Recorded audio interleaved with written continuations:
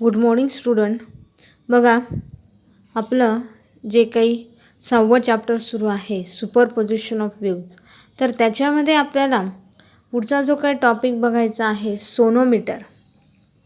बघा, आता सोनोमीटर याच्यामध्ये uh sonometer consist of is a hollow rectangular wooden box called as the sound box. The sound box is used to make a larger mass of air is a vibrate so that the sound produced by the vibrating string gets amplified, and the same principle is applied in a string is a instrument such as a violin, guitar, is a tanpura, etc. म्हणजे काय की sonometer काय आहे, तर sonometer हे एक असं साहित्य आहे की जे होलो रेक्टँग्युलर, बघा आपल्या टेक्स्टबुकमध्ये याची डायग्राम आहे, तर सर्व विद्यार्थ्यांनी आपल्या टेक्स्टबुकमध्ये ही सोनोमीटरची डायग्राम बघायची आहे. रेक्टँग्युलर वुडन बॉक्स असा असणार आहे, तर त्यालाच तुम्ही साऊंड बॉक्स देखील म्हणू शकताय की ज्याच्यातून आवाज हा ध्वनी हा बाहेर निघतो आहे. The sound box is use की त्याचा जो काही वापर आहे हा कशासाठी होत असतो, large mass of air vibrate, म्हणजे मोठ्या प्रमाणात जे काही मास ऑफ एअर आहे ती व्हायब्रेट होताना दिसते, so that the sound produce by the vibrating string gets amplified. The same principle is applied in a string is instrument such as a violin, guitar, tanpura, etcetera. म्हणजे अशा प्रकारचे जेवढे साहित्य आहेत, जसं व्हायोलिन झालं, गिटार झालं, तानपुरा झालं, तर अशाच पद्धतीचं हे देखील सोनोमीटर देखील काय आहे, एक साहित्य आहे. परंतु ते आपण कशासाठी यूज करत असतो, आपल्या फिजिक्समध्ये आपण त्या प्रॅक्टिकलच्या ह्याच्यात ते यूज करत असतो.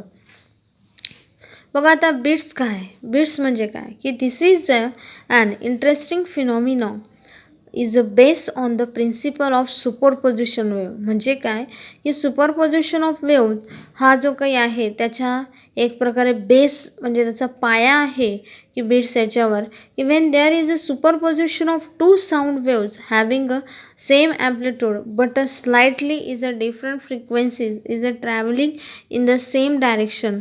The intensity of sound is a varies is a periodically with time.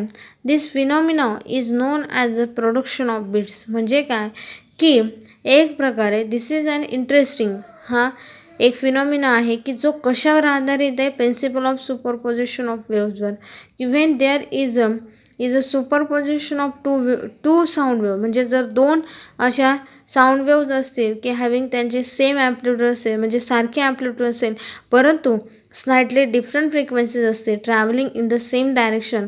The intensity of sound varies is a periodically with time. This phenomena म्हणजे ह्या फिनॉमिनालाच तुम्ही काय म्हणू शकता, production of beats. The occurrence of maximum intensity are called as a waxing, and those of is a minimum intensity are called as a waning. One waxing and successive waning is a together is a constitute uh, one beat, and the number of beats is a heard per second is called the frequency. बघा, अतिशय महत्त्वाचं आहे की production of beats हे कसे तयार होत आहेत, म्हणजे काय की this phenomena is known as a production of beats. Production of beats आपण कशाला म्हणू शकतोय की intensity of sound varies periodically with time.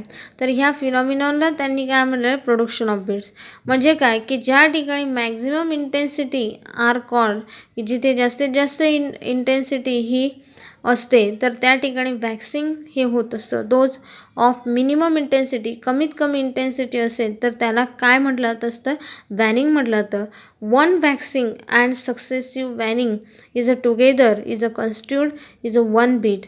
The number of beats म्हणजे असे अनेक नंबर ऑफ बीट्स जिथे ऐकू येतील पर सेकंद, एका सेकंदामध्ये, तर त्याला तुम्ही काय म्हणू शकताय, फ्रिक्वेन्सी म्हणू शकताय. बघा, आता ॲप्लिकेशन ऑफ बीट्स, बीट्सचे ॲप्लिकेशन आपल्याला बघायचे. The phenomena of beats is used for is a matching the frequencies of different musical instruments by is a artist, and they go is on a tuning until no beats are is a heard by. म्हणजे काय की हा एक असा phenomena आहे of बीट्सचा की ज्याचा उपयोग हा for matching the frequency match करण्यासाठी हा होत असतो फॉर अ डिफरंट असे म्युझिकल इन्स्ट्रुमेंट बाय आर्टिस्ट. म्हणजे जे काही आर्टिस्ट असतात बरोबर आहे की ज्यांना वेगवेगळे संगीतकार असतात की ज्यांना संगीत हे त्या याच्याशी त्या गाण्याशी मॅच करायचं असतं, तर त्यावेळेस वेगवेगळ्या ज्या काही फ्रिक्वेन्सीज असतील त्या मॅच करण्याचं काम हे काय केलं जात असतं. एक प्रकारे तिथे वेगवेगळे डिफरंट असे म्युझिकल इन्स्ट्रुमेंट असतात की ते सर्व मॅच करण्याचं गरजेचं असतं. तर त्या ठिकाणी ह्या ॲप्लिकेशन ऑफ बीट्सचा उपयोग हा होत असतो. They go on a tuning until no beats, तिथं कुठल्याही प्रकारचं एक प्रकारे no beats are is a heard, म्हणजे तिथे ते ऐकू येत नाही परंतु ते तिथं मॅच करणं हे फार गरजेचं असतं. त्यानंतर बघा there is a sensitive ears when is a beats is a frequency becomes is equal to 0 and the musical instruments are is a unison with each other such that their frequencies are is identical and the effect of is a playing is a such instruments gives a pleasant music. आता तुम्ही म्हणणार की हे सर्व जे काही artist असतात संगीतकार असतात की ते कशा पद्धतीने एक प्रकारे ज्या काही फ्रिक्वेन्सीज असतील त्या झिरोपासून एक प्रकारे त्या सर्व मॅच करत करत त्याच्यापासून एक व्यवस्थित गाणं हे सेट होत असतं. म्हणजेच काय इथे आपलं फिजिक्स हे फार महत्त्वाचं आहे.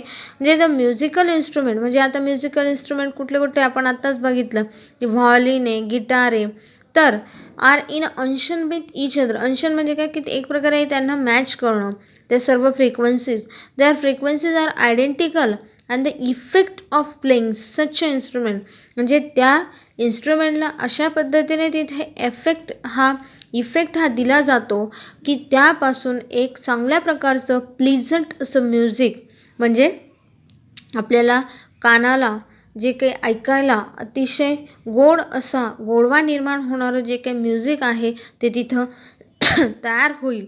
म्हणजेच काय हे फार महत्त्वाचं आहे.